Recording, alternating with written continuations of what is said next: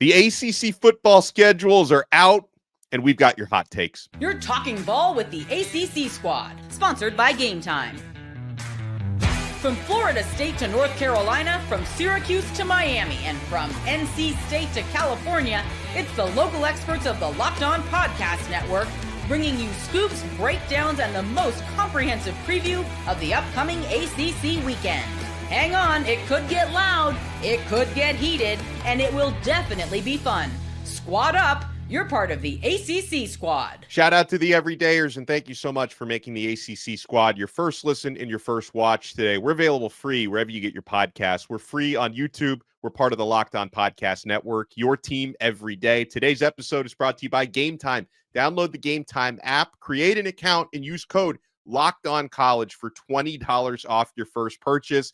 I am Alex Donno from Locked On Canes, joined by Jackson Holzer from Locked On Syracuse, Kenton Gibbs and Grayson Boone from Locked On Wolfpack, Isaac Shade from Locked On Tar Heels.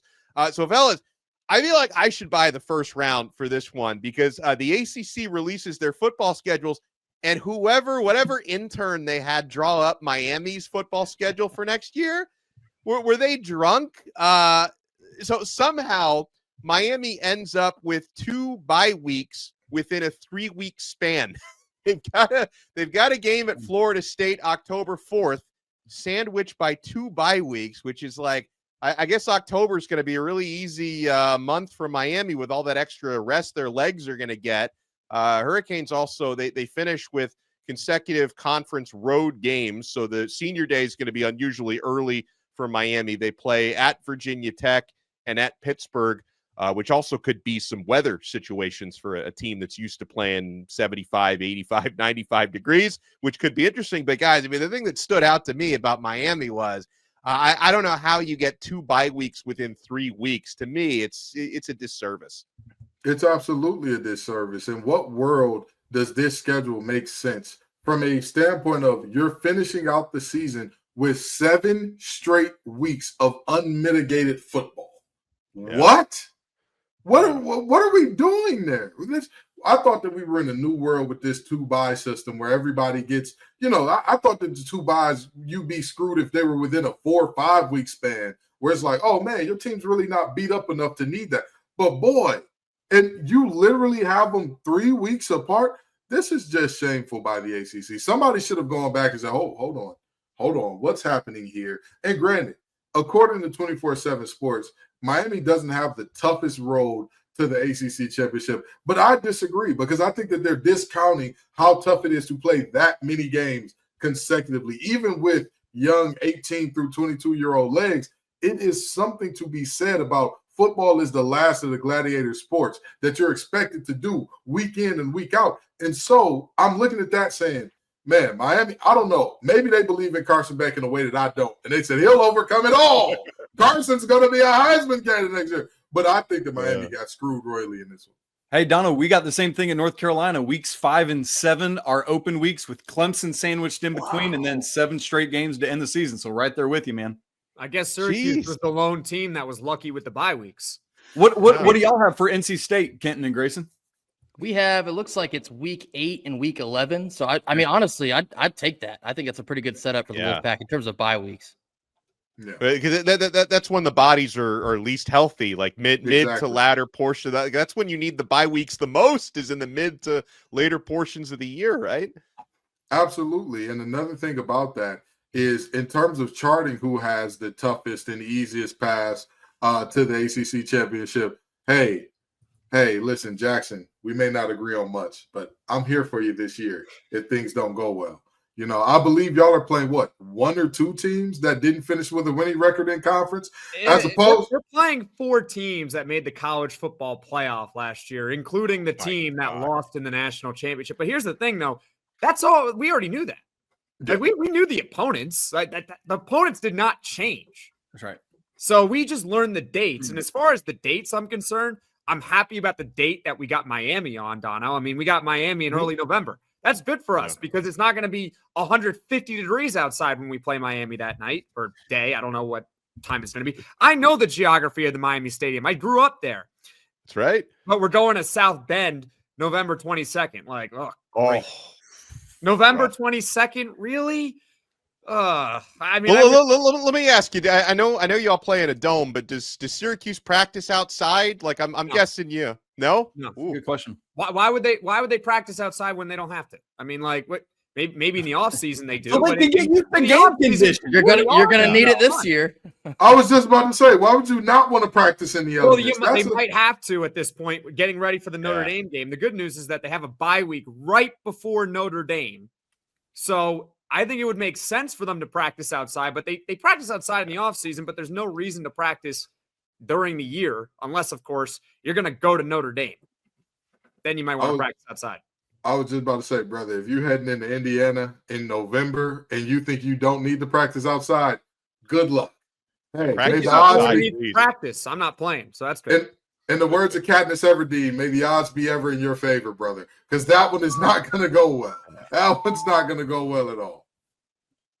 Anything else for you guys that stand out, good or bad? I mean, Isaac, I know that there's been a lot of chatter about North Carolina's strength of schedule being very easy for Bill Belichick's first year. How do you feel about it? Does anything stand out? Bill Belichick's not going to be coaching. He hasn't signed his contract yet, and he'll never coach it down at North Carolina. That's the story, didn't right? he just sign it? I saw he did sign it. Yeah, he did. I'm just joking because that's been the storyline the whole time. We did that show already, being yeah, we've done that show already. So here's the thing that's funny about Carolina's schedule is, I talked about those 2 open weeks. They play all 4 non-con games right up front. Open week, Clemson is Bill Belichick's first ACC game. Then another open week before heading off to play at Cal. And that's on a Thursday or Friday, and then all the back end. So it makes sense the way it lays out. I just don't like, as we were saying, that it's all open. Here's the weird quirk with Carolina's schedule. Literally the entire season flip-flops home and away. Never played 2 games in a row home, never 2 games in a row away either. So really interesting. And literally the entire month of November is in the state of North Carolina, hosting Stanford, at Wake versus Duke, and then in Raleigh against these fellas. So that's a nice thing. You don't have to travel much on the back end. I think that's the reason why they don't have those back-to-backs. That's right. Because if you could just stay in the same state the whole time, I mean, you could go on the road and you're still in the same state. It's not that big of a deal. That's right. And we're going to get spooky on Halloween. Oh, yeah. I can't wait for that. Tar Heels and Orange getting after it. That's going to be great. I can't wait. You know, the whole not leaving the state thing, that's actually something that works in Miami's favor that not a lot of people are talking about, because everyone's very caught up with the weird quirky bye week thing and the 2 final games on the road. But Miami doesn't actually leave the state of Florida until November 1st. Wow. So like on the front end? Yeah.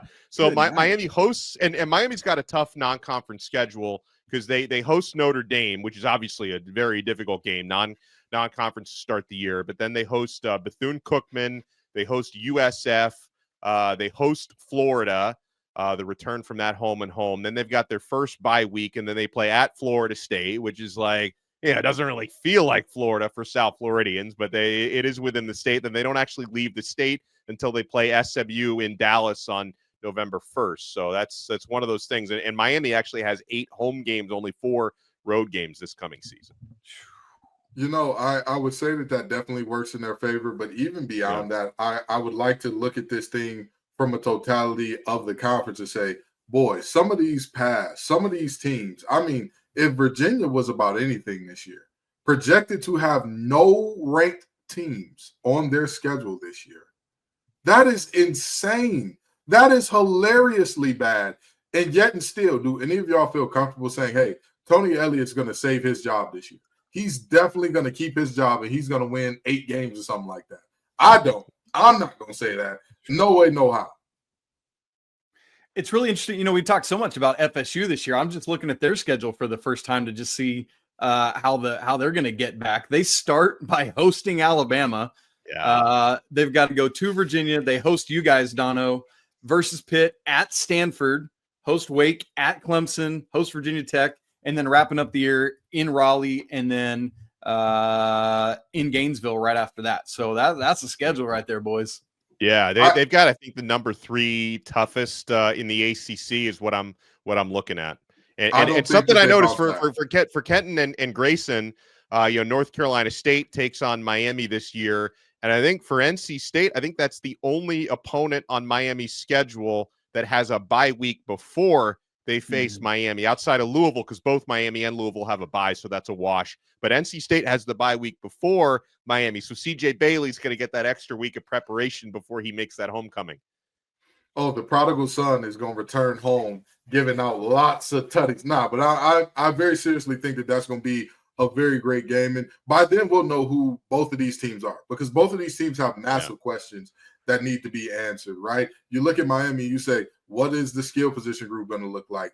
How good is Carson Beck? While a lot of people seem to be convinced, I'm not the only person. I'm not the only one that's like, I don't exactly see it there. And then for NC State, defensively, will they be able to stop a running nose this year? There seemed to be everybody who was a decent defensive back last year seemed to have jumped in the portal. No disrespect to Jackson Vick and company. I'm joking. There's a few good guys still left there. But in all seriousness, a majority of the starters are either out of eligibility or gone. So you look at that situation and say, what are these two teams going to be in that regard? And like you said, the storyline of CJ Bailey coming home, that's big time. That's going to be one of those moments that's like, this could be a Cinderella moment, or it could be another one of those moments where NC State turns a guy that's enigmatic into a future Heisman winner, or a guy who looks like it at least, like the last time we played Miami and De'Aaron King couldn't miss. Every pass that he did was dropping in the bucket. Couldn't hand it to guys better. So we'll see. And sticking on NC State here just for a moment, I've been looking here at the logo schedule, just making sure I have my facts straight. NC State is the only school in the ACC that has 3 ACC games in the month of September. So we're talking about NC State needing to have their answers right out of the gate, because their season could very well be over by September 27th. If you lose all 3 of those ACC games, you're done. You're out. And you're not even in the month of October yet. So, yeah, there's a lot of answers that are going to have to be solved in Raleigh there pretty quickly. Jeez, that's wild. Well, when we come back, I want us to discuss why the Fighting Jackson Holzers have arguably the toughest schedule in the ACC. I also want to take a look at Clemson's schedule, as they are, of course, the odds-on favorites to win the conference next year. What does their road look like? You guys want to keep it locked right here. We got the squad together right here on the Locked On Podcast Network. We're nowhere near done yet. I'm only getting started with Game Time. Guys, this is the only ticket app that I use. And you're looking at tickets for the big game coming up. You know the one, the energy, the excitement, the connection you get with your friends and family when you go to games together. It is unmatched. Guys, I remember the thrill of seeing my first NFL playoff game. I've been to several Miami Dolphins several Miami Dolphins playoff games over the last 20 years. They haven't gone to so many in recent memory. But, guys, you can make these memories together with Game Time. And this year, Game Time makes it even easier to create those unforgettable moments with their new feature, Game Time Picks. It filters out all the fluff and shows you only the best deals on great seats, so you can focus on what matters, being there. Guys, I've gotten hockey tickets, upcoming concert tickets. I'm always finding the best deals and the best features on Game Time. The panoramic view from your seat before you buy is a game changer. On-time ticket delivery, lowest price guarantee, even event cancellation protection, job loss protection, and so much more. You want to take the guesswork out of buying tickets with Game Time. Download the Game Time app, create an account, and use code LOCKEDONCollege for $20 off your first purchase. Terms apply. Again, create an account and redeem code LOCKEDONCollege, all one word, for $20 off. Download Game Time today. Last minute tickets, lowest price guaranteed. Thank you so much for making the Locked On ACC Squad your first listen and your first watch today. For your next listen, check out our other shows. Isaac Shade hosts Locked On Tar Heels and Locked On College Basketball. Kenton Gibbs and Grayson Boone host Locked On Wolfpack. Kenton also hosts Locked On ACC with me. Jackson Holzer on Locked On Syracuse. I host Locked On Canes. All right, so guys, considered to be the toughest schedule in the ACC. You got Jackson, Syracuse Orange, who will face Tennessee and Atlanta. They'll face UConn, Colgate, at Clemson, home against Duke, at SMU, who was in the CFP last year. They'll face Pitt, at Georgia Tech, North Carolina, at Miami, at Notre Dame, and home against Boston College. And you're unfortunately going to have to do all that without Kyle McCord, who gave up on the waiver. So, man, Jackson, that is, if Syracuse can come out of that with 8 or 9 wins, you may be talking playoffs. Well, I wouldn't go that far. I think it's going to take 10 in order to get into a playoff. But very rarely do you know after week 1 about a team. We're going to find out about Syracuse after week 1 because they opened the season against Tennessee. They beat Tennessee. If they even keep it close against Tennessee, I think that's going to probably speak more about where Syracuse is at. And whoever, by the way, makes the start for Syracuse at quarterback in week 1 against Tennessee, that's going to be their first ever start in college. Whoever, as of right now. So we're going to find out. If they're really good against Tennessee, even if they lose, I'll be like, all right, we have a tough schedule, but we'll be okay.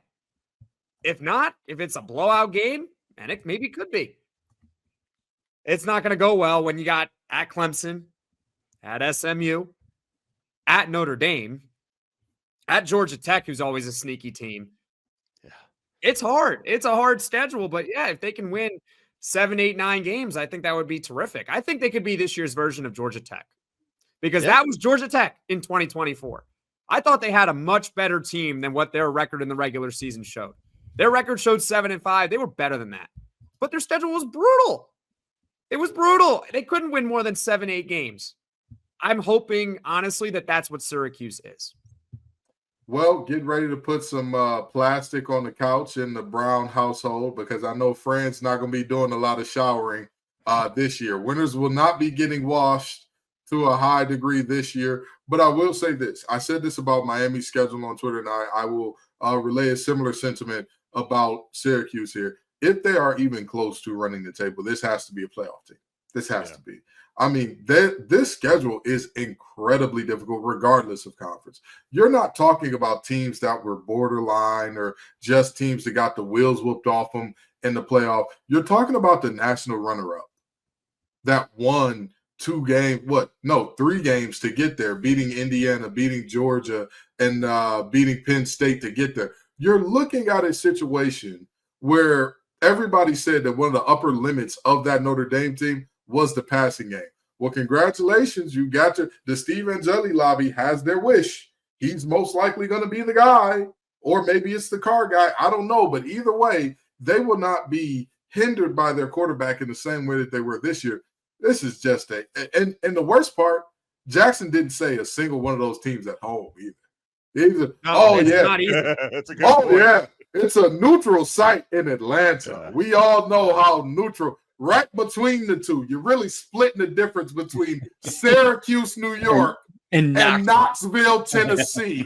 I know these schedules are done in advance. Who thought it would be a good idea to put Tennessee and Notre Dame in the same schedule for non-con? They're non-con. You got Colgate, you got UConn. Great, terrific. You want one really hard non-con game. You want one just so you can try to get that respect from an out-of-conference opponent, especially because in the ACC, we're always fighting for more respect compared to, the SEC. And we don't have to do that whole song and dance again. But you really had to put Notre Dame and Tennessee on the schedule in the same year. Really? This was probably decided like 10 years ago. Who thought this was a good idea? Well, thankfully, they'll be practicing in inside situations for all those, so it'll be great. I mean, hey, the Tennessee game, they will be indoors. It will be inside. That's indoors. So, they'll be prepared for that. But I think I would have rather a winter wonderland for that game. Probably would have been easier to beat. True. I will say this, though. I am very curious to see how the quarterback position plays out for Syracuse, because while I don't think that that'll be everything to what their season is, I think it'll be a very important part. It's the most important position in the game for a reason. And so what they do at quarterback, who they get with at quarterback, and whether or not that guy is a net positive or whether or not he's just a guy that you're like, please just stop turning the ball over, is going to go a long way in determining who this team is. And I'll tell you what, as a team that got blew out by Tennessee early this year, don't let that early game against Tennessee define you. Regardless of what happens in that game, you got to pick your head up because you still got 11 left after that. That's right. And the same would be true of saying like Notre Dame and Northern Illinois on the flip side of that. Right. Right. Jackson, if you had to pick the line win total for Syracuse, where are you putting it? If I were Vegas, I'm between 4.5 and 5.5. Woo, Really? Really? Hello, Yeah. huh? Ooh. Yeah. Wow. Look, If I'm thinking like now I think that they're going to win 6-7 games. So I'm going to say I'm going to go over on that line. But if I'm thinking like Vegas and I'm looking at their schedule and I'm looking at their quarterback, I'm sitting here saying, hello, your starting quarterback week 1 is going to be someone making their first career start. So we have no clue if they're good or not. Now, if they had Kyle McCord, Grayson, I'll answer the question for you. 7.5. That's it. Okay. That's the over-under. But that's the difference between knowing your guy is really good versus we have no idea. And oh, by the way, we have the toughest schedule in the conference. Sure. Yeah. So what do you guys make of Clemson's schedule? And, Clemson are the early FanDuel odds-on favorites to win the ACC. I would imagine when the ACC kickoff event happens this summer, that's going to be the team that gets the media vote. They are ranked by 24/7 Sports as having the third toughest schedule within the ACC. They've got LSU, Troy, at Georgia Tech, home against Syracuse, at North Carolina, at Boston College, home against SMU, home against Duke, home against Florida State, at Louisville, home against Furman, and at South Carolina, which is not an easy schedule right there. But of course, the conference schedule is what really counts these days. Like, they were able to get into the ACC championship game and win it despite some non-con struggles. But, Clemson's going to have a tough schedule to go along with high expectations. Go ahead. Go ahead. No, go ahead. I'll say this. You're up. Go. I'm going to tell you this much. I don't think that schedule is as tough as many people believe. I really don't. I'm sorry. Never believe in Brian Kelly in a big game. Betting on Brian Kelly in a big game is that's like betting on the Lions in the early 2000s. Good for you. That's if you want to give away money charitably, they're a better place to go than FanDuel to do so. But, it is what it is, I guess. With that being said, even beyond that, like you talked about, Donno, it's all about the conference schedule, right? And when you look at how this shakes out, at Georgia Tech, okay, that one could be scary. Syracuse coming to you, not as worried about that one. At North Carolina, with all due respect, I think that this year is going to be so bad, Bill Belichick has to come back for a second year. The more I think about this, the more I'm like, he's probably not bolting for the NFL because this is going to be a tough year for them. At Boston College. That's coming off a week off. You never give Bill Belichick an extra week of preparation. Let me tell you something that you're going to learn the same way Bill Belichick had to learn at the end of his tenure in Foxborough. I said it sarcastically, Kenton. It's not about your X's and your O's. It's your Larrys and your Joes, okay? And I'm worried about the Larrys and the Joes in Baby Blue this year. I'm worried about it. But don't worry. We got Bomb Trady coming in. He's going to be great. Oh, I'm sure. Never heard of him. You got at Boston College. I don't think that's much of a test. SMU and Duke are probably your biggest test. I don't think Florida State shakes back this year. I'm looking at their schedule and I'm saying, at Louisville, I don't even think it's that tough of a game because Dabo can actually tell these guys, this is tape of what Louisville did to us last year. You see what happened here? Do you see what happened here and here and here? So all in all, even if they do end up losing to South Carolina to end the season off, even if they lose to LSU to start the season off, they're still looking at 9-10 wins, and that is a one-loss in conference team at worst. I don't think that their path is that difficult given who they are.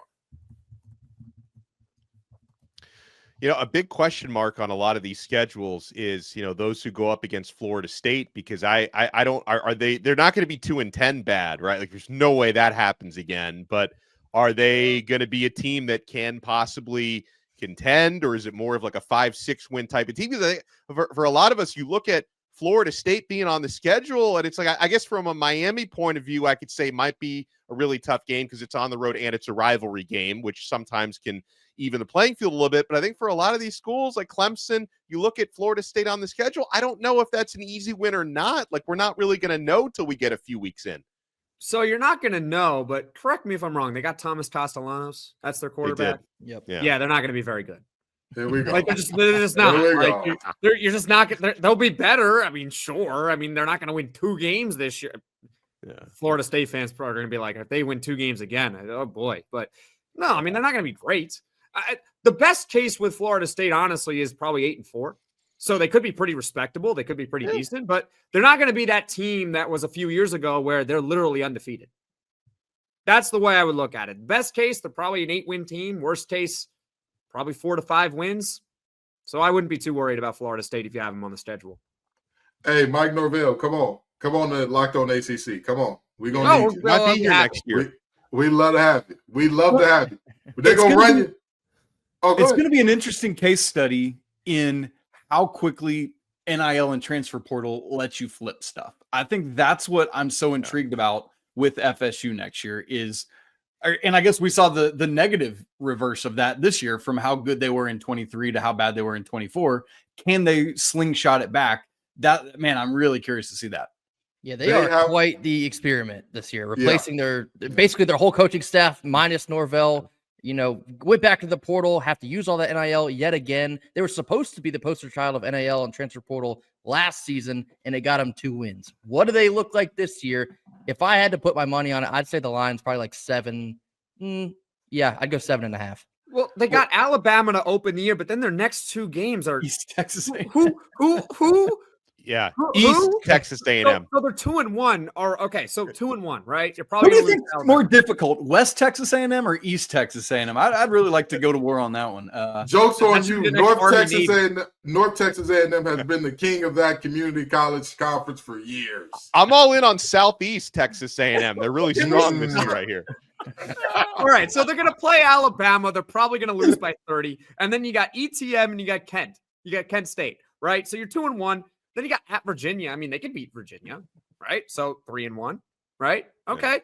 Then you got Miami at home. You'll probably lose that one. Pitt at home. That's probably a toss-up. At Stanford. Stanford's not good, but that's a road game. Be a win. Should be a win. Should be. All right. Wake Forest at home. Should be a win. At Clemson, L.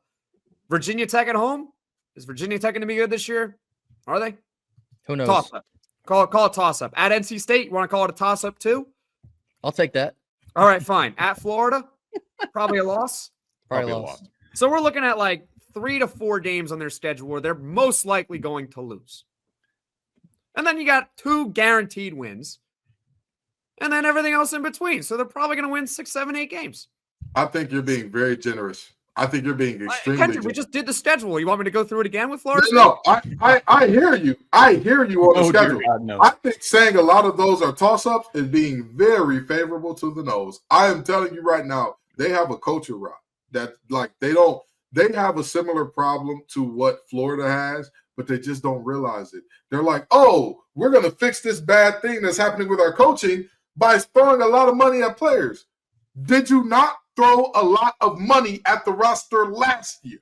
You did. Like, what in your mind is like, oh, this will be better this time? All I'm doing is just circled wins and circled losses. Like, we know they're going to beat 2 of the 3.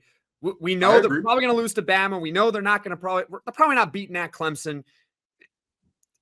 They're not beating Miami either. At Florida would be really difficult. Every other game, I mean, they could technically win.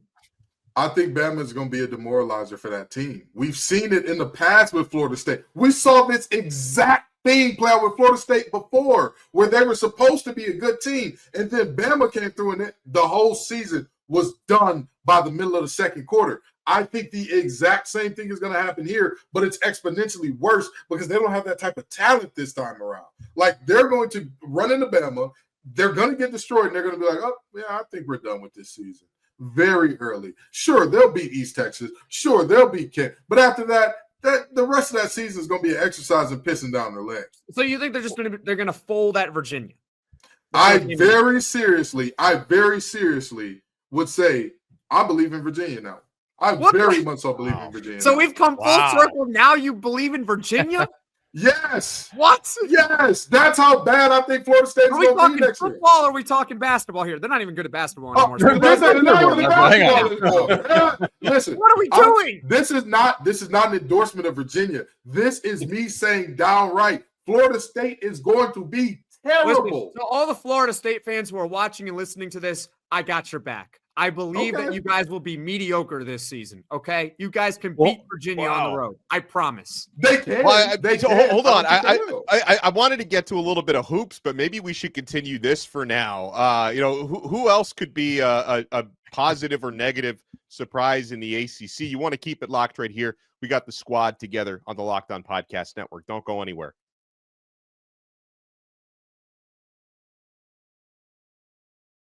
Thank you so much for making Locked On ACC Squad your first listen and your first watch today. So talking about, winning or losing toss-up games. Now, in 2024, the only toss-up game that Florida State won was the Cal game. Everything else, they lost all the other games they were supposed to win. They lost all the other toss-up games like that. That's part of what makes it so unpredictable to me is, Kenton talked about a culture rot. You're basically having to revamp your entire offensive line. You're having to revamp your entire coaching staff, except for, Mike Norvell, who's too expensive to fire right now because he just signed a big extension before last year. So he's got to try to make the rest of the staff work around it. But that's why I don't know what to make of that team because they didn't win any, except for Cal. They didn't win any of the other toss-up games last year.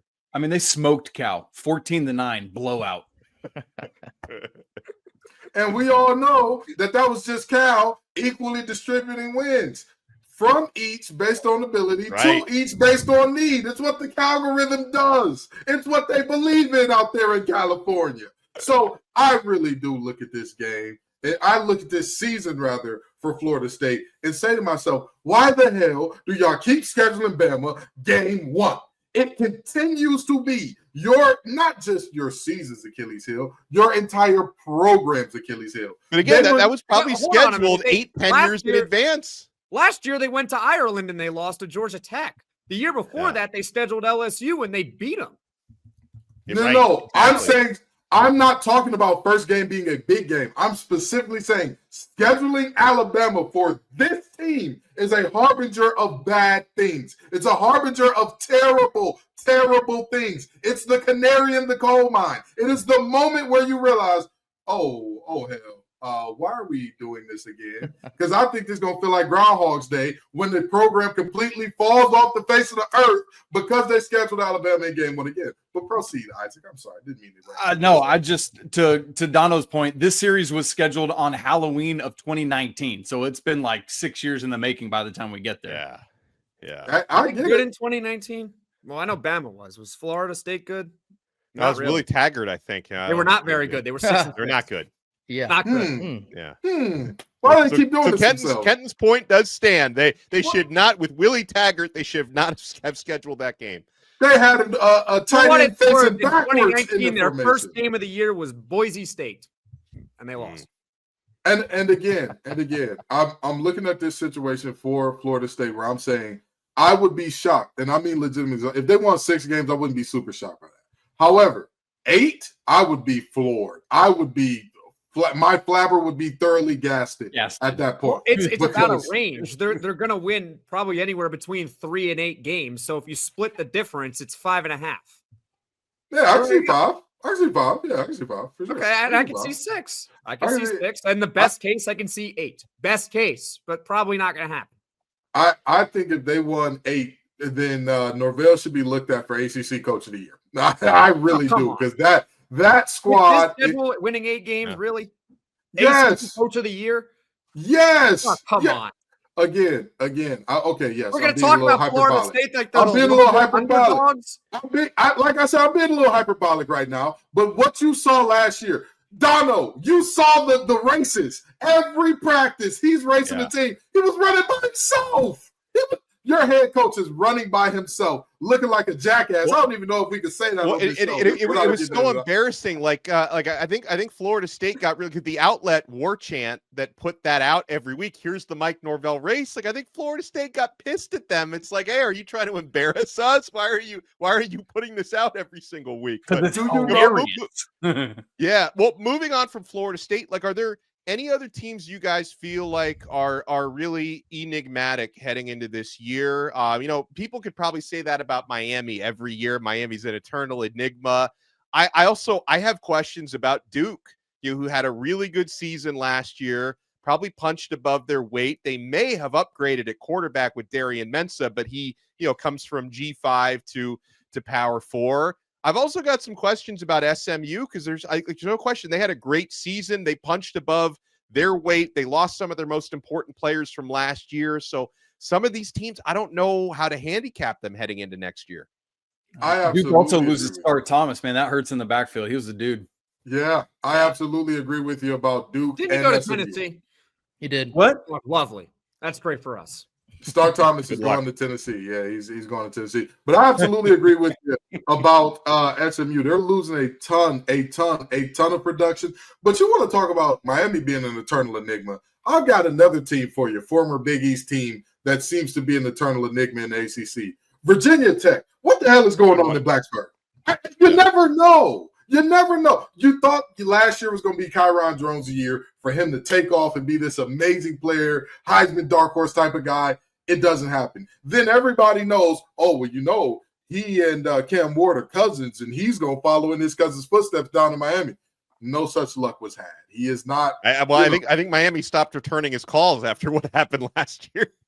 But you get my point. So what is that team going to be overall? You have a new defensive coordinator. You're losing Byshaw Tootin, but you do still have that quarterback that I think if we're talking ceiling in ACC, in the words of Lil Wayne, no ceilings. Good brother, good morning, because that young man has no ceiling. He is that good when he's firing at all clips. But it's like, what do we need to do to get you there? So I think Virginia Tech for me is the big enigma going into next season where I'm like, what are you? How are you? Who are you?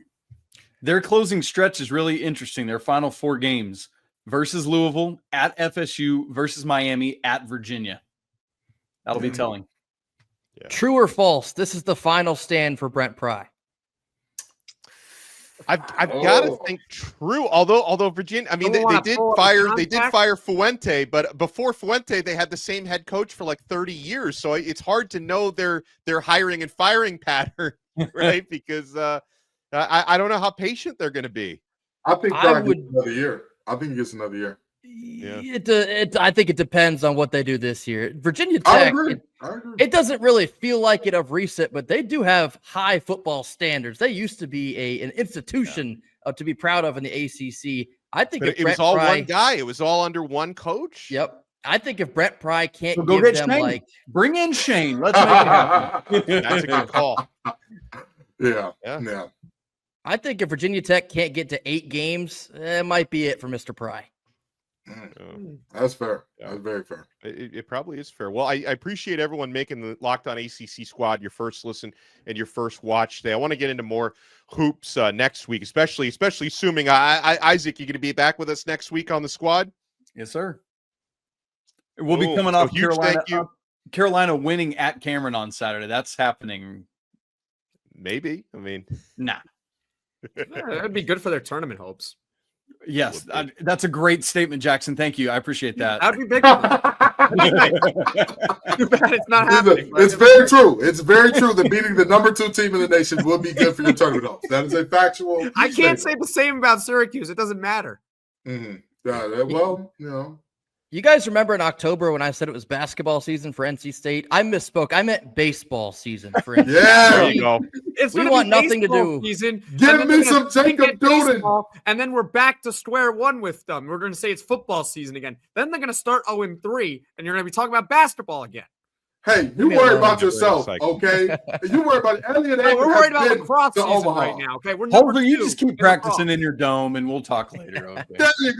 There you go. Stay in your dome with your unwashed coach. Awesome stuff as always. Isaac Shade from Locked On North Carolina, Locked On Tar Heels, I should say. Grayson Boone and Kenton Gibbs from Locked On Wolfpack. Jackson Holzer from Locked On Syracuse. I am Alex Donno from Locked On Canes, and we'll talk to you next time on another episode of the ACC Squad right here on the awesome Locked On Podcast Network. Your team every day.